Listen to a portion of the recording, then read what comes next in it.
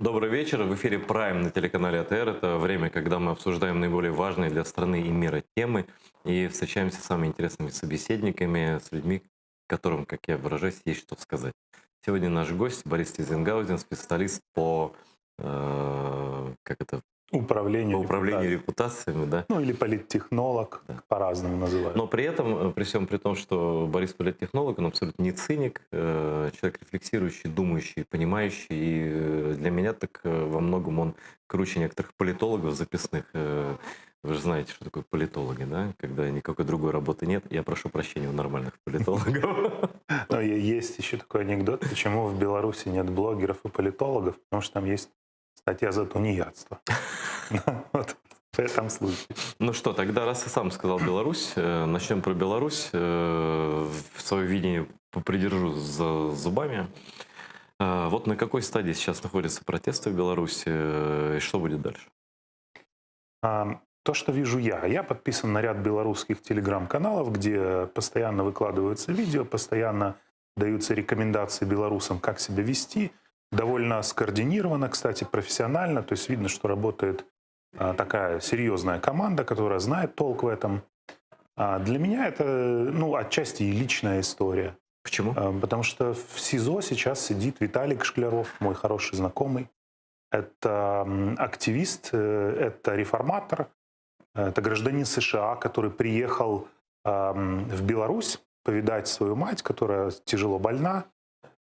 Пообщался там вот с молодым активом, что происходит. То есть он попал как раз вот в это самое время. После того, как он пообщался, он там через какое-то время вышел просто-напросто на рынок, его арестовали и бросили в СИЗО. Вот и все. Гражданин США, Госдеп уже даже свое, ну, скажем так, попросил, мягко говоря, белорусское руководство отпустить его. Ноль внимания. Виталику один раз удалось поговорить с адвокатом. И, в принципе, то, что он рассказал, мне кажется, это просто жесть. Это Расскажи, пожалуйста. ну, то есть вот он совсем коротко о своих условиях говорил о том, что по правилам, то есть там ты обязан бриться каждый день. Выдают тебе такую тупую бритву. После первого дня у него прям раздражение на лице, все равно брейся. То есть должен драть себя вот этой вот бритвой. Свет горит в камере постоянно, музыка на улице играет Ну, постоянно. элемент пыток присутствует. Элемент психологических пыток с целью сломать вот индивидуальность, с целью сломать человека, заставить его что-то рассказать, даже того, чего он не делал. И для меня это настолько странно, потому что Виталик делал реформы, он работал и с Ангелой Меркель, и с Бараком Обамой. То есть он работал с мировыми лидерами. Он абсолютно таких простых, понятных взглядов человек. Он никогда не выходил на митинги, там, хотя, мне кажется, это уже абсолютно безразлично. Просто потому, что приехал такой человек, гражданин США, все, значит, поймали его, бросили. И самое, конечно, страшное, он говорит, когда я прошу звонок адвокату, меня сажают в этот куб 1,5 на 1,5 метра такой, где не встать, не сесть.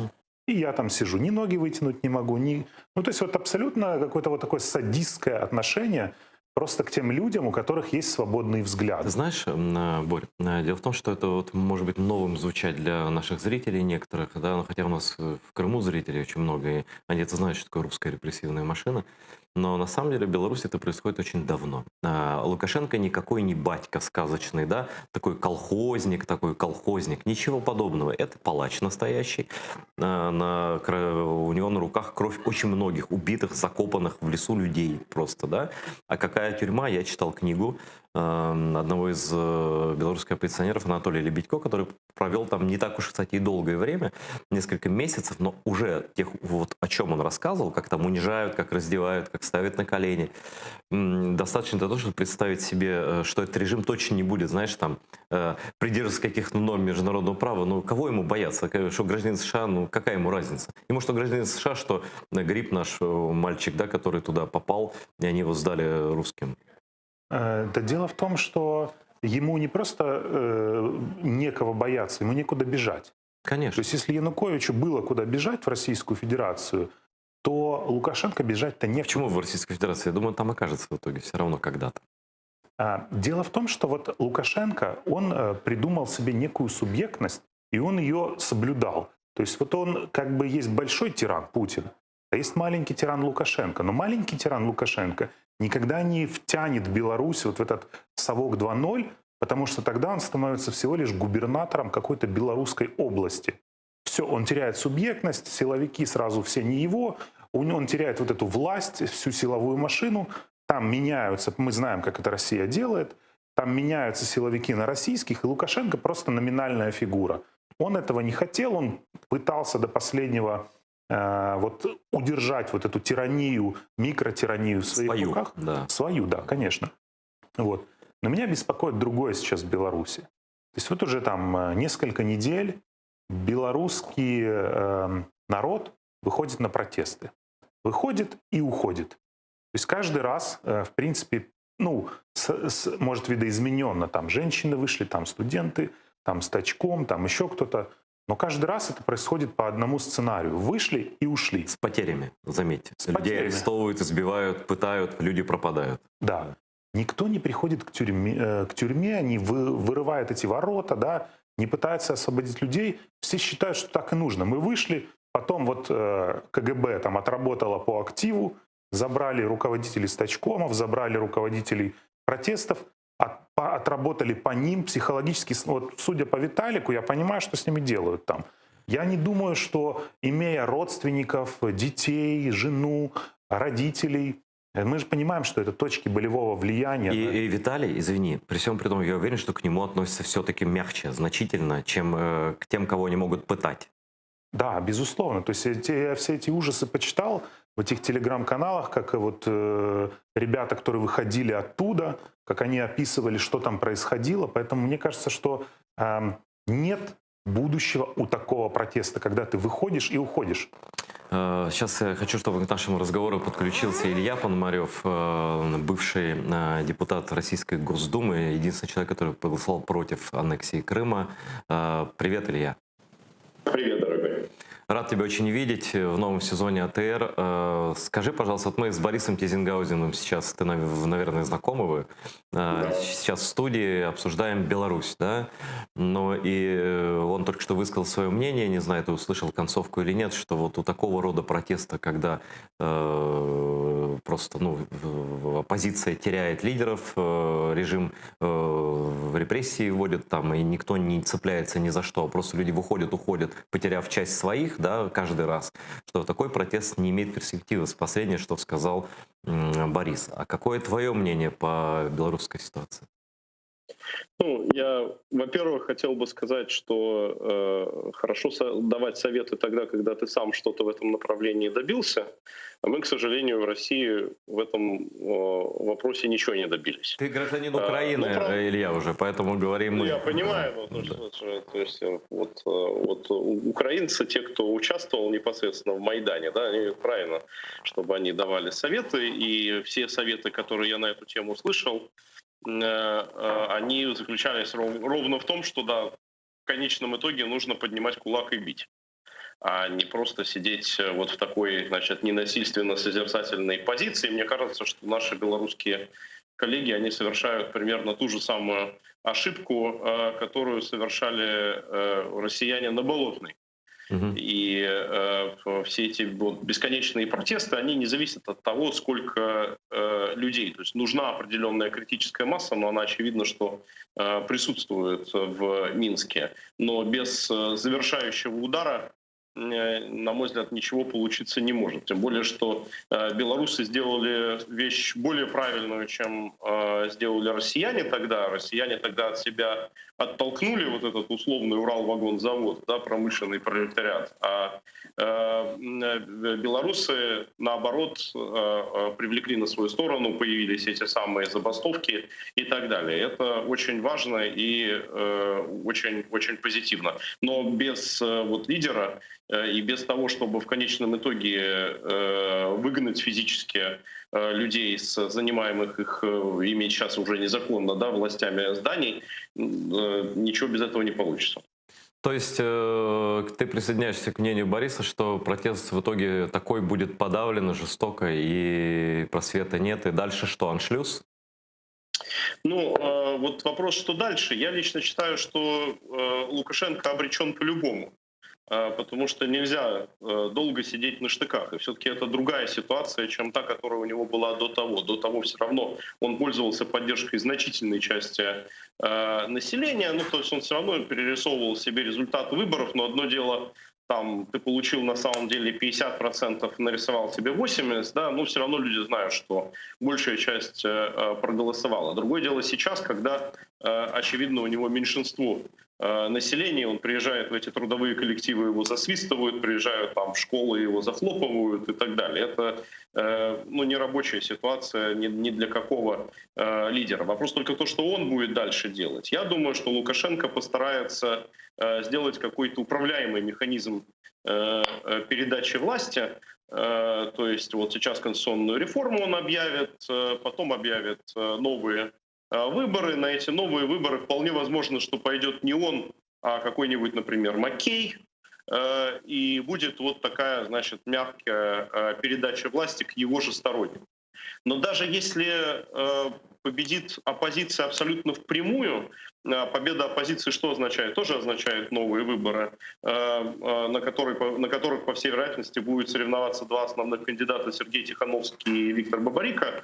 Ну и с точки зрения Украины, например, какая разница? Это оба кандидата достаточно пророссийских, и Путину даже не надо вмешиваться в эту ситуацию. Они будут мягче, чем Лукашенко в переговорах с Москвой, и в конечном итоге и того, и другого можно додавить вот на создание этого союзного государства с Путиным во главе.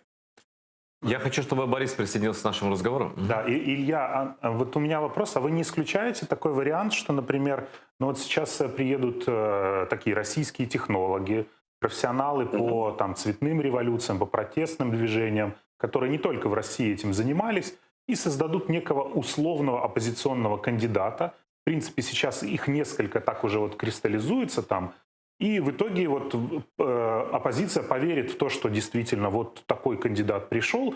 Потом он через некоторое время станет условным Пашиняном, который первым поздравит Лукашенко или какого-то другого диктатора и скажет, что Россия наш большой друг, на самом деле мы брата теряем. То есть мне кажется, что все-таки здесь может и Россия сыграть чуть-чуть поумнее в этом случае, подставив плечо Лукашенко, потому что Путин же 26 лет пытался втянуть Лукашенко в этот некий Советский Союз 2.0. И вот этот новый кандидат, Лукашенко, не согласен, не хотел, а новый кандидат с удовольствием туда войдет, к большому брату, под крыло. В итоге вот будет такое воссоединение. Мне кажется, что этот вариант тоже возможен. Как вы думаете?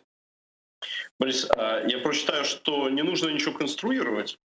Два таких кандидата есть, как я говорю, то есть это Тихановский и Бабарико. Это зачем делать Пашиняна, когда он уже там есть? Тихановский строгий аналог Пашиняна и по взглядам, и по поведению, и по всему остальному. Бабарико, ну просто сотрудник «Газпрома». Что конструировать-то? Все уже готово. Я думаю, поэтому вот что такие алармистские вещи о том, что там Путин двинет какие-то войска, я считаю, что это абсолютно не так. Я считаю, что Путин будет действовать в пиаровской плоскости, то есть он будет прежде всего убеждать Лукашенко, что он его поддерживает, с помощью телеканалов прежде всего. Но ему не надо никакой там дополнительной силы в этом смысле применять. На самом деле два вот этих вот альтернативных кандидата, они для Путина уже более удобны, чем Александр Григорьевич. Просто Путин не хотел бы их прихода в результате там оранжевой революции, потому что он принципиально против подобных прецедентов, да, то есть чтобы были какие-то революции, которые своих кандидатов выдвигают через неконституционные процедуры. Но если они придут в результате конституционной реформы, объявленной Лукашенко, я думаю, что Владимир Владимирович будет только рукоплескать этому.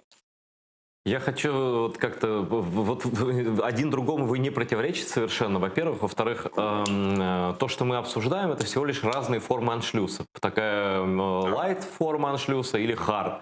Действительно, если посмотреть, ведь Путин тоже по ситуации действует. Да? Если ему не нужно было там обстреливать градами в Крыму в той ситуации, да, он и не обстреливал.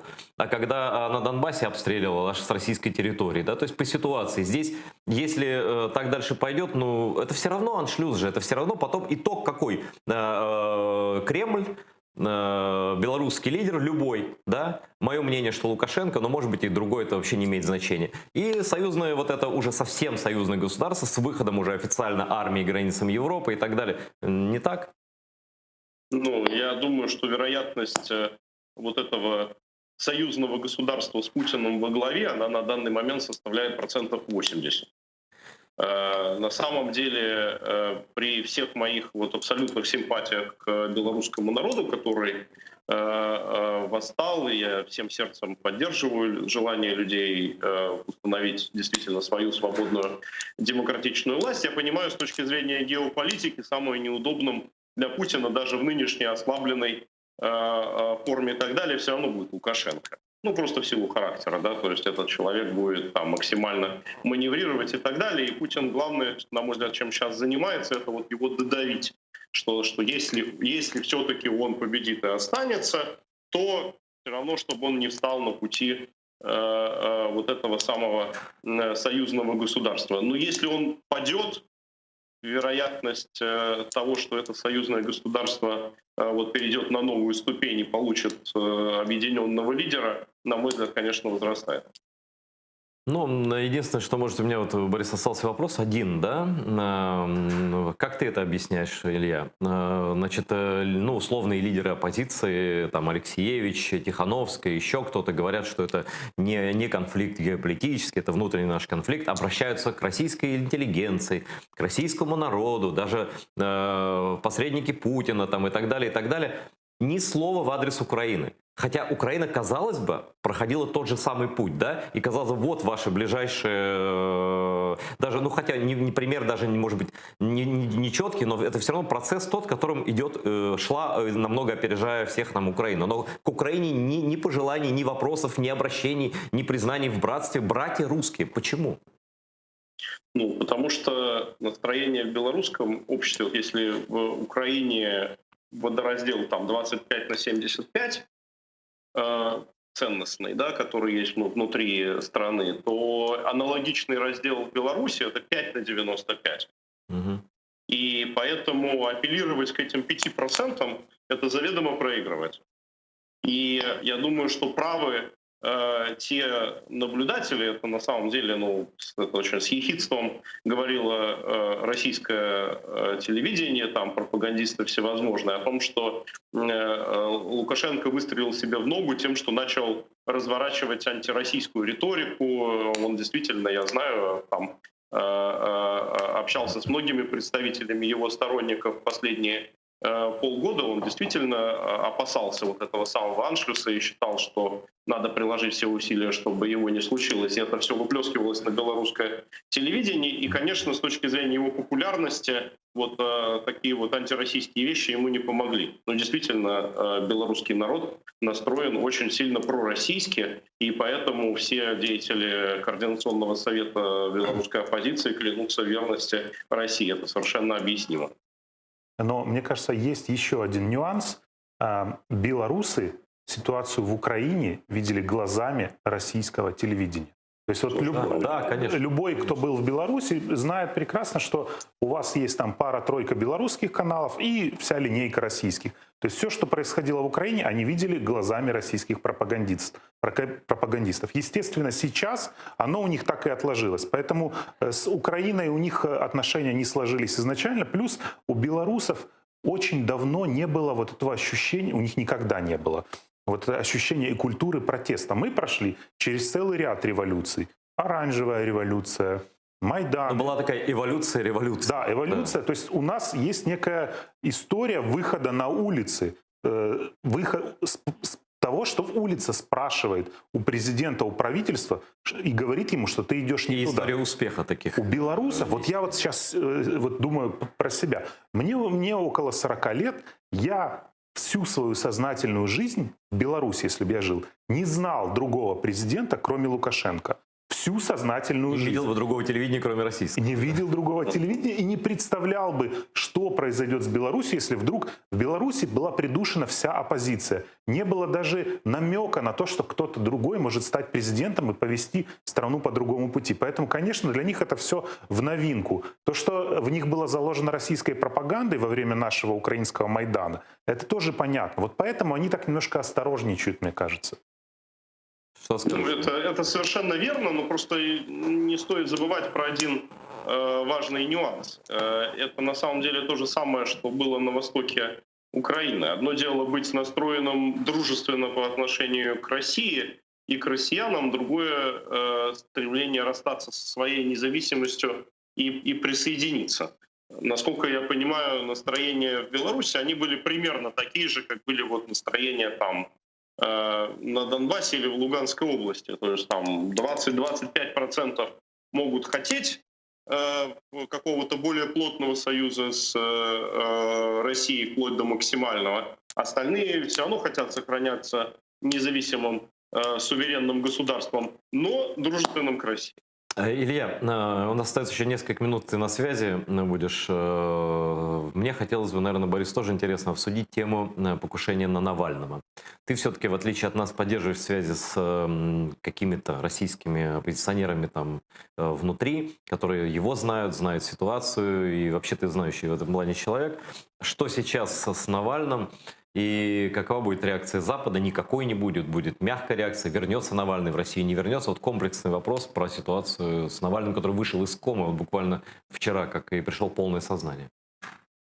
Ну, он, естественно, поправляется, слава богу. Я очень этому рад, хотя у нас сложные с ним отношения, но, конечно, я бы очень хотел, чтобы он поправился и вернулся в строй как политик. Ему предстоит, ему и Юле, его семье предстоит очень тяжелый выбор все-таки решить, возвращаться в страну или нет, потому что один раз не дотравили, но сейчас все больше и больше свидетельств того, что это было в значительной степени таким чудом, да, что пилоты нашей новосибирской компании S7 решили совершить вынужденную посадку в Омске, а если бы они там продолжили свой путь на Москву, то, скорее всего, бы он не выжил. А шансов, что они так решат, ну, это было не очевидно. Поэтому он действительно мог погибнуть, и в следующий раз, следующее покушение может достигнуть успеха. Я думаю, что не учитывать он это не может, но, с другой стороны, он человек крайне амбициозный, властолюбивый и понимает, что если он останется на Западе, то, наверное, его политическая карьера, она резко пойдет под откос.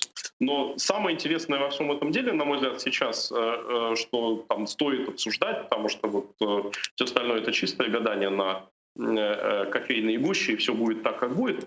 А интересный вопрос с Германией, потому что то, что Навальный был отравлен, это же было совершенно очевидно. Тем не менее, именно Германия сама пригласила, дала статус гостя канцлера. То есть, соответственно, Германия, очевидно, шла на обострение с Россией. Потому что теперь, когда они нашли отравляющее вещество, а вероятность, что они его найдут, было очень высокой, то, соответственно, они сами себе закрыли путь назад. Теперь надо давить. Если бы они там его отправили бы изначально в какую-нибудь Швейцарию, такой бы проблемы не было. Но они решили его взять на себя. Зачем? И думаю, что здесь, конечно, будет торговля вокруг Северного потока-2, а вот это уже та вещь, которая Украину должна сильно волновать.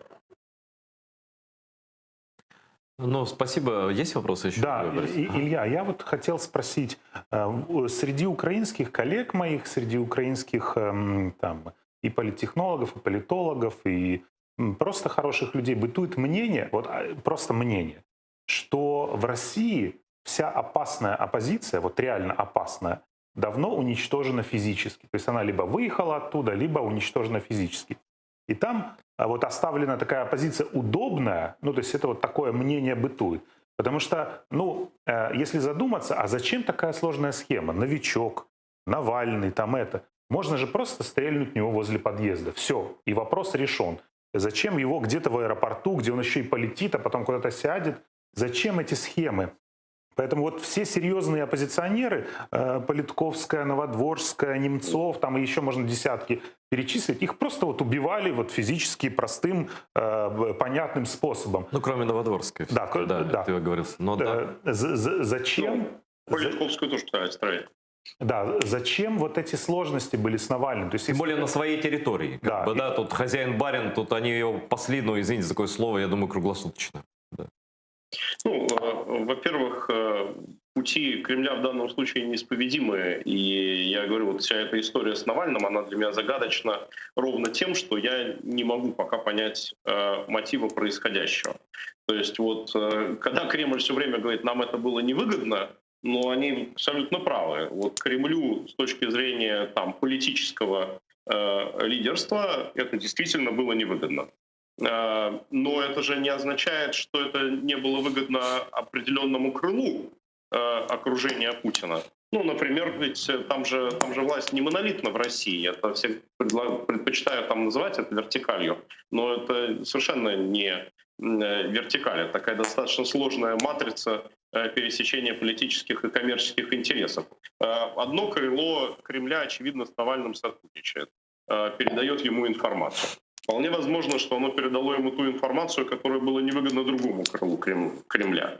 Вот там совершить такое прямое покушение выстрелом и так далее, это слишком большой риск перед Путиным, значит, показать отпечатки, кто это сделал. Таким отравлением, ну, иди ищи, кто это совершал. Понятно, что кто-то сверху, а доказательств никаких нету и не ясно. И вполне возможно, что, соответственно, вот такое сочетание шкурного, там, можно даже сказать, коммерческого какого-то или карьерного интереса отдельных людей вместе с общей установкой, которую Путин сделал, что все те, кто совершают преступления на врагов Рейха, они останутся безнаказанно, вот это вот сочетание привело к конкретному покушению на Навального. Ну, спасибо тебе, Илья, за то, что включился. Особенно лично мне приятно, что ты употребил мое определение России современной. Специально для тебя. Ну нет, на самом деле, давай так честно говорить, похоже, да, это вождистская диктатура с популистским таким уклоном и акцентом на то, что русские величие всех, они могут решать судьбы всех окрестных народов. Есть общее, правда? Что-то есть, к сожалению. Спасибо, Илья, большое. Мы продолжаем с Борисом Тизенгаузеном обсуждать события. Уже сейчас вернемся в Украину. До новых встреч, Илья, дорогой. Спасибо тебе большое, что включился. Счастливо. Ну, вернемся на нашу землю. И, ну, кому как не тебе, как специалисту по управлению репутацией, ну, тут что надо понимать, чтобы было чем управлять, да. Вот. Что происходит с коммуникациями нашей власти с обществом? Вот вчера пример вот этой совместной инспекции, который, как я просто понимал, и вчера еще написал, сумасшедших нет, этого не будет. И, ну, не будет этого. И так оно и случилось, да? Вот. А почему так это поддается, почему это общество... То есть такое ощущение, что кто-то специально ходит с иголкой и тыкает в активную часть украинского общества. Что это за коммуникация такая вообще? Дело в том, что мне кажется, что в коммуникации сейчас больше присутствует неких пиар-составляющих, а не понимание, как эта модель должна работать от начала и до конца.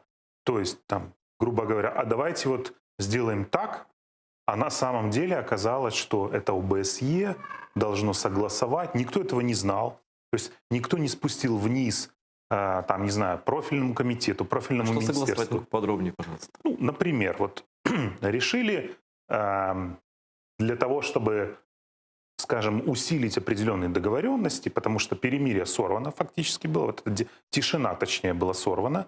41 день она продержалась. На 42-й день, да. На 42-й день, да, погибшие, раненые и так далее.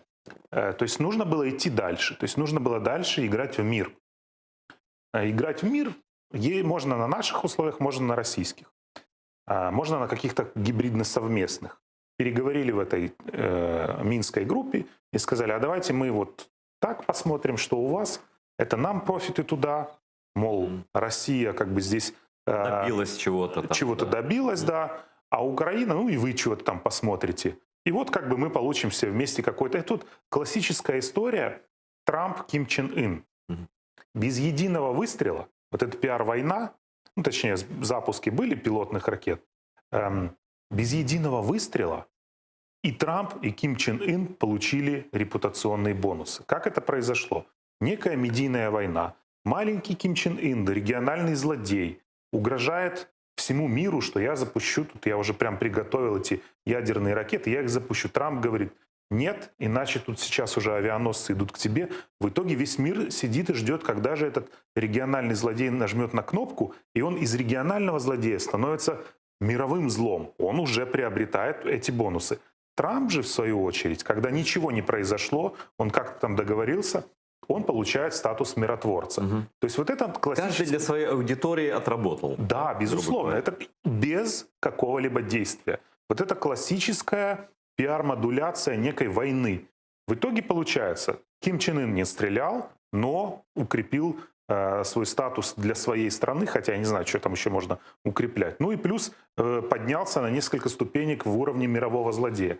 Трамп вышел миротворцем, предотвратил какие-то ядерные запуски, которых мы же не знаем, они разработали вообще ядерное там оружие или нет.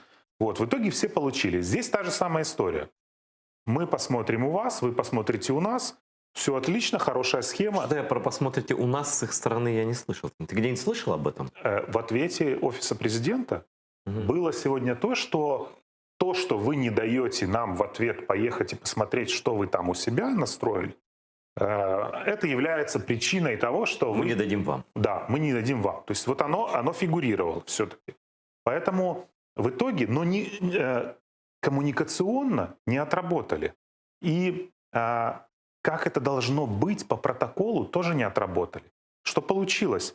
ОБСЕ должно было участвовать вот и там, в этих... ОБСЕ никто не предупредил. ОБСЕ сегодня написала, секундочку, это вообще-то по международному там протоколу мы должны были быть там, мы должны фиксировать правильно это. Кто-то хотел в окружении президента похвастаться. Потому что, смотри, вот ровное информационное, ну, насколько у нас это бывает ровное, но ровное информационное поле. Да, обострение, да, стрельба, да, срыв, это, как ты говоришь, режима тишины, гибель нашего военного, еще там на мине подорвались люди, да. Но вроде как, значит, после этого, ну, как это сказать... Что-то нужно было, и вот как такое затишье, да, что вот что-то дальше будет, так или так. И вдруг на чистом этом листе с этой всей картины появляется сообщение, что завтра инспекция совместно там с кем-то из ДНР. Это тут же начинают все расповсюдживать, все в шоке, ветераны в шоке, СМИ в шоке, все начинают это комментировать. И это пошло не через ОБСЕ, это пошло вот, кто-то сказал, а я хочу доложить, что вот мы мир там решили устроить завтра, да, а на самом деле устроили взрыв, просто бурю в стакане, на самом деле, огромную, и с ущербом для репутации и офиса, и президента, не так? Тут вопрос еще насчет ущерба репутации. Мгм. То есть, если мы вот рассматриваем сейчас в контексте каких-то электоральных предпочтений и местных выборов, ну, то, куда сейчас все смотрят. Мгм. То есть, те, кто президента за это проклинал, что, мол, что такое? Российский генерал, как он будет инспектировать наши позиции? Мгм. Они же изначально, то есть это вот, грубо говоря, это электорат Порошенко. Ну вот если можно так... А что, весь электорат Зеленского ждет русского генерала на украинских позициях? Нет, конечно. То есть эти люди, они и так ненавидят Зеленского.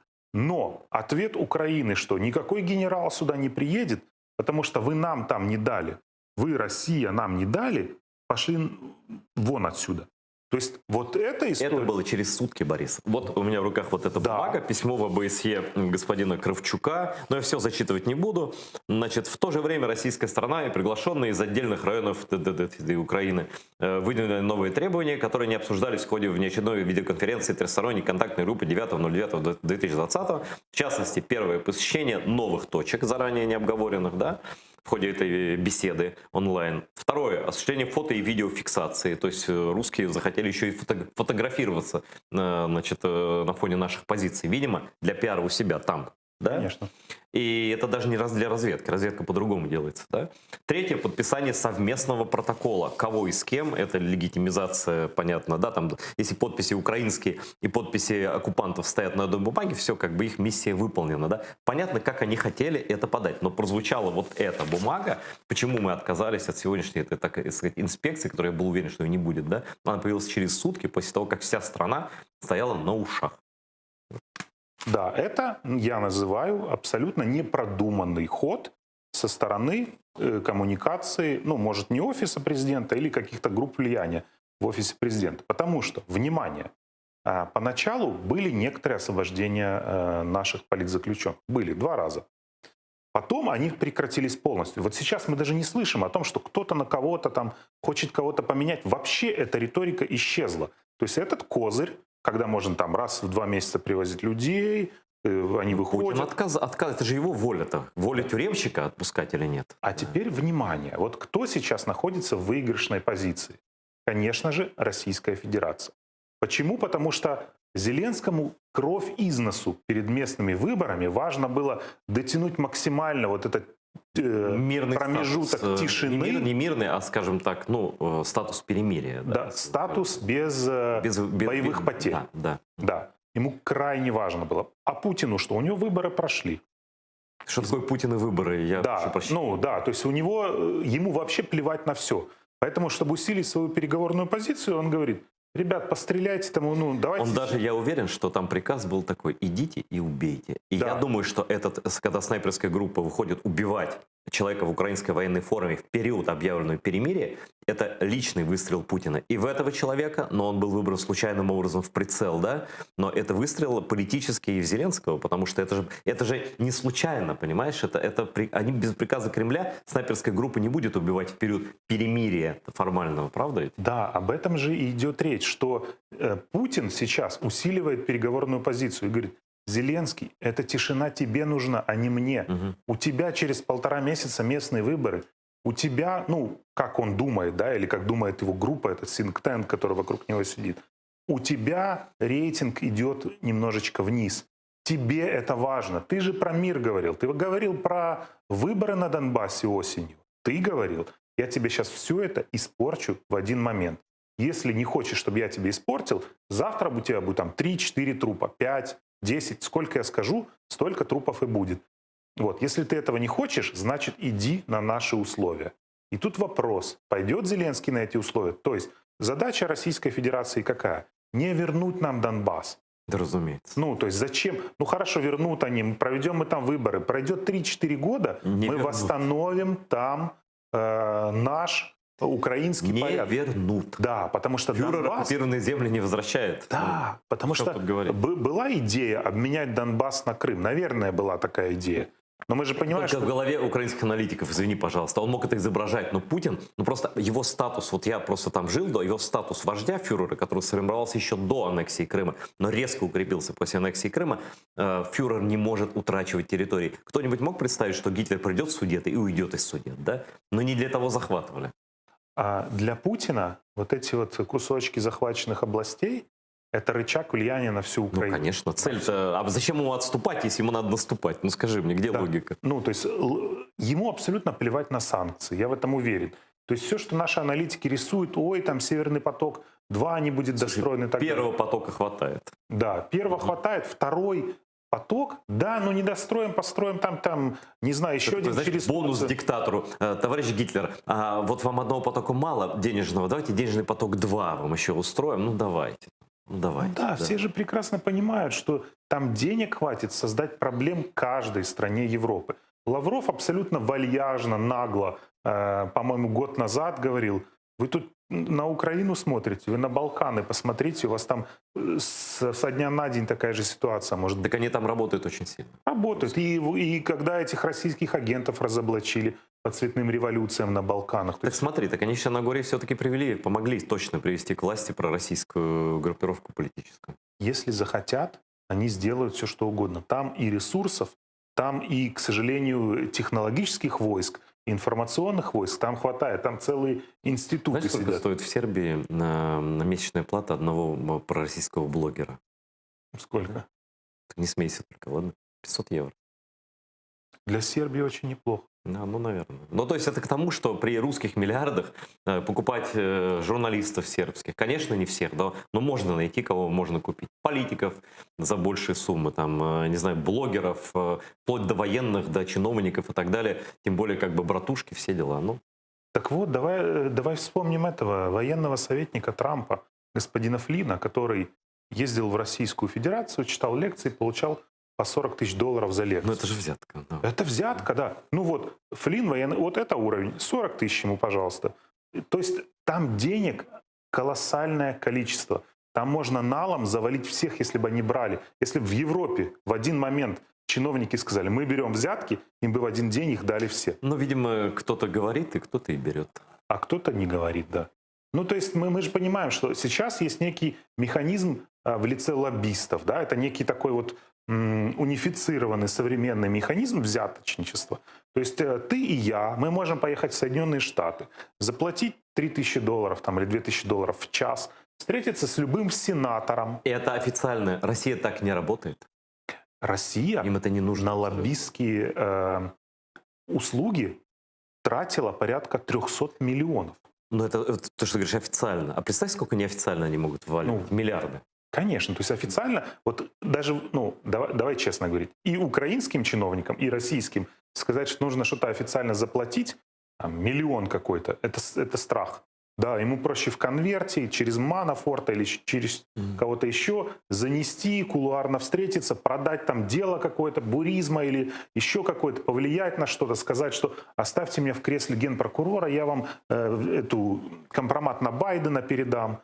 То есть вот, к сожалению, мы мыслим точно так же. У нас страна серого нала, страна черного лоббизма и так далее. Мы недалеко ушли в этом плане от Российской Федерации и от Казахстана в том числе и так далее. Бывшие постсоветские республики, они, к сожалению... Маленький нюанс. Мы объект этой политики, Да. не субъект. Но поэтому Россия это как раз субъект этой политики. Она этим занимается по всему миру. Скажи, вот ты сказал о том парадигме Путина в отношении украинского президента, украинской власти. Да, давление, шантаж, угрозы, убийства. Ну, это шантаж, это бандитская, абсолютно бандитская история, да. Это я там, ну, грубо, это как похитить ребенка, мучить. Ну, такое, да, вот мучают Украину так, и за больные точки дергают. Как ты думаешь, вот эти условия, они как-то, русские способны их впрямую проговаривать? Вот то, что ты сказал. Делай так или делай не так, или как-то все. Прямую проговаривать, это как бы уже будет не политика Кремля. То есть, насколько я понимаю, даже в этих КГБшных там методичках было прописано: делай кучу разных левых действий, которые невозможно сложить в один пазл. Говори одно, делай другое. Говори, нас там нет, мы там есть. То есть тем самым ты внушаешь страх своему оппоненту. Вот когда ты, ну, я представляю, вот давай смоделируем ситуацию. Путин по телефону с Зеленским говорит: слушай, давай там перемирие будет, все, у тебя под выборы все будет хорошо, немножечко там это. И через 2 дня он расстреливает наших украинских солдат, там взрывают. Зеленский говорит: что происходит? Путин говорит: да ничего, ну как бы все нормально. То есть когда ты общаешься с непредсказуемым противником, это страшно. Когда он тогда тебя загоняет в свои правила. Ты понимаешь, что ты вообще его просчитать не можешь.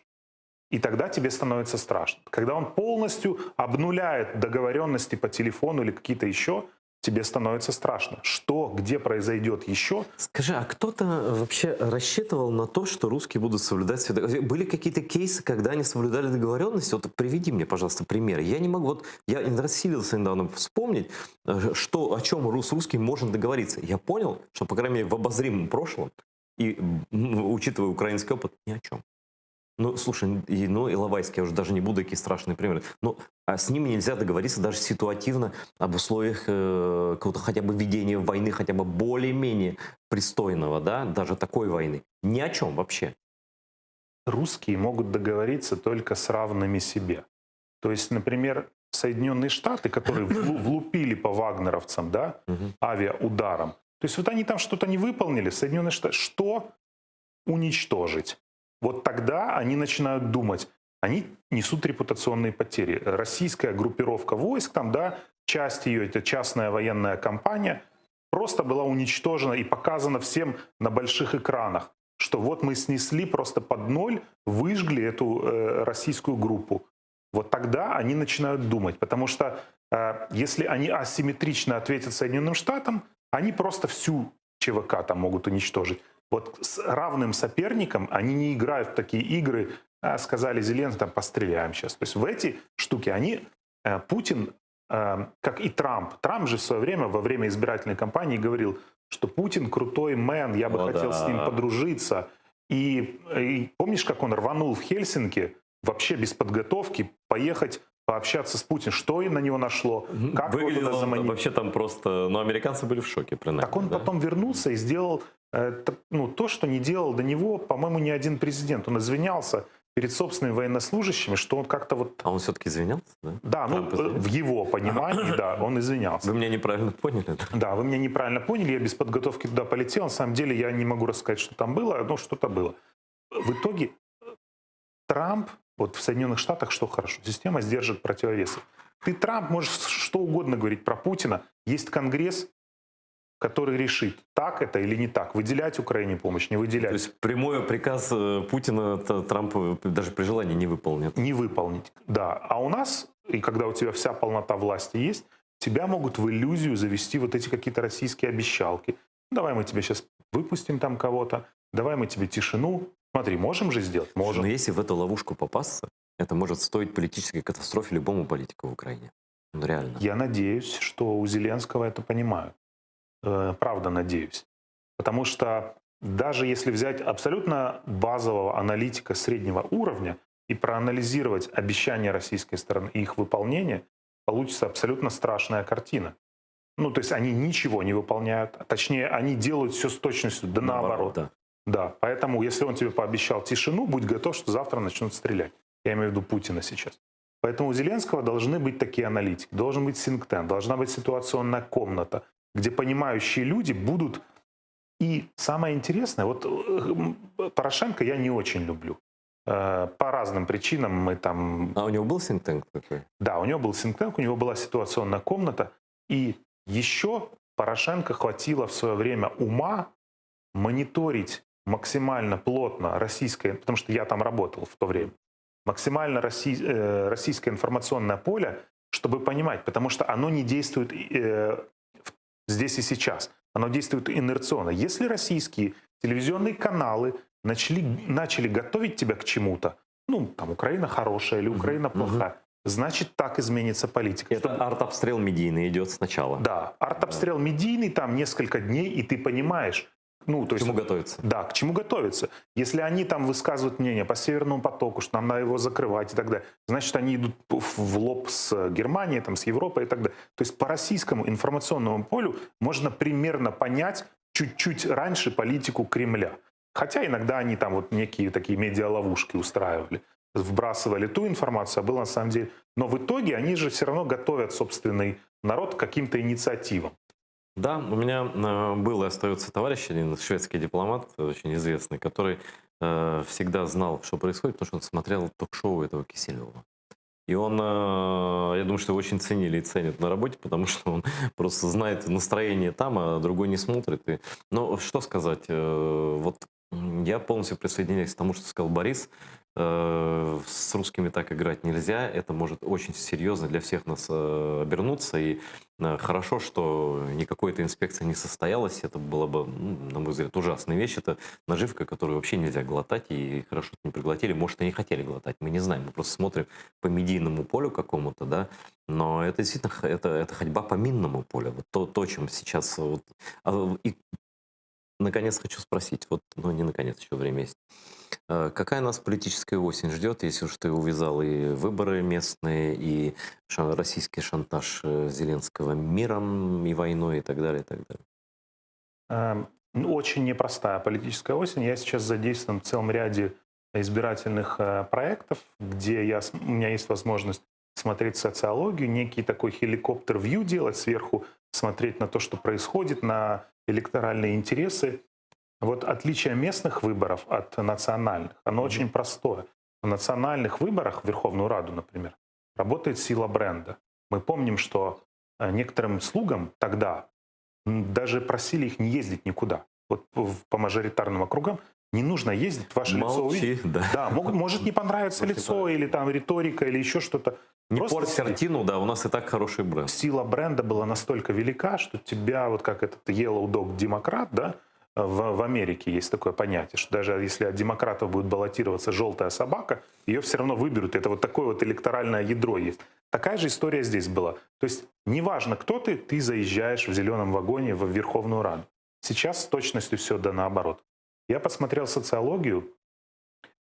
Некоторые кандидаты, которые авторитетны в ОТГ, в своих громадах, в своих городах, неважно, какую ты приставку им делаешь, пропозиция, Пальчевский, там партия, не знаю, кто-то еще, они все равно набирают одинаковое количество примерно, потому что это личный авторитет. На местных выборах голосуют за тех, кого ты знаешь, кого ты можешь потрогать, кого ты видишь каждый день. Вот так голосуют. Для слуг сейчас большая проблема вот этих людей Привлечь к себе. привлечь к себе.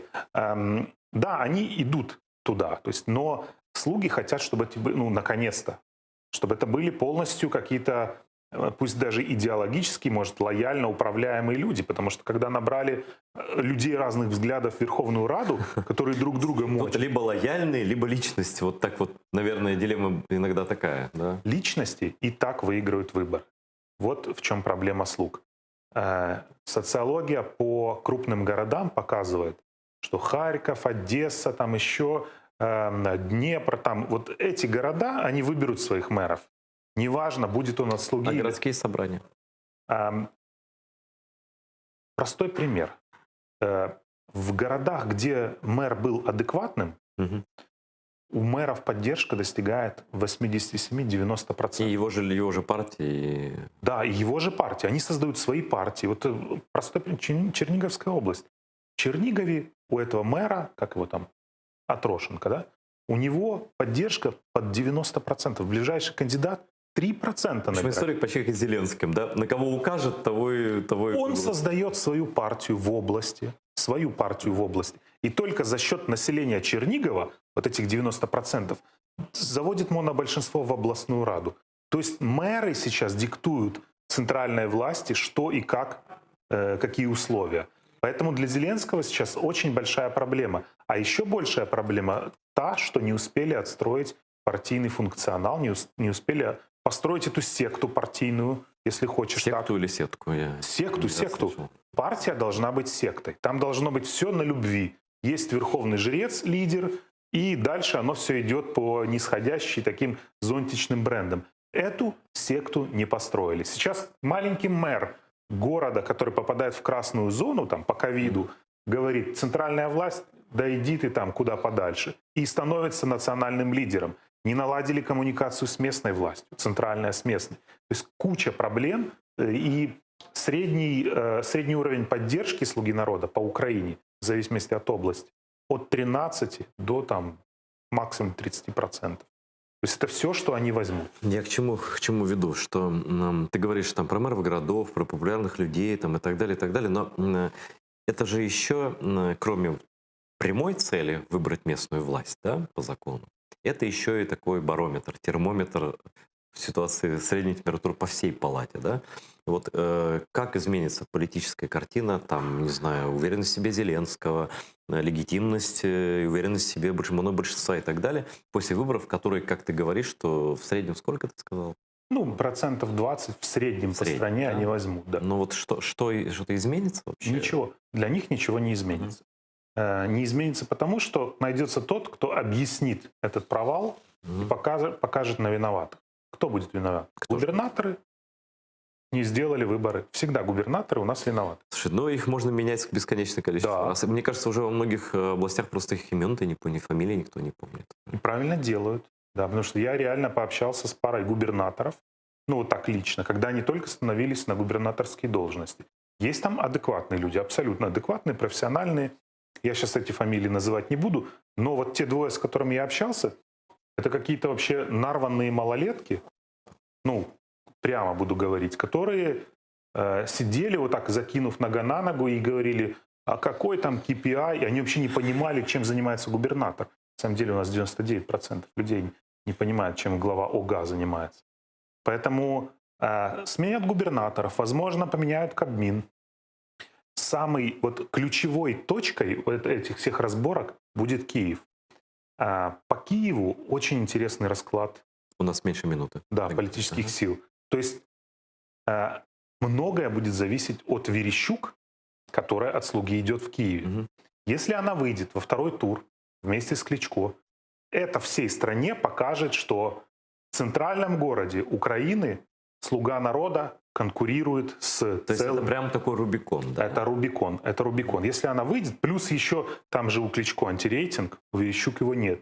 То есть даже если Кличко с 30% выходит, а Верещук там с 16%, еще не факт. То есть сам факт даже выхода во второй тур Да. кандидата от партии «Слуги народа», в данном случае Ирина Верещук, он уже усилит как бы позицию правящей партии. Да, Киев это витрина для всей страны. Ну, вот всегда так, да. Спасибо огромное. Спасибо вам, что смотрели. У нас в эфире был Борис Тизенгаузен, необычайно умный человек, как на мой взгляд. Да.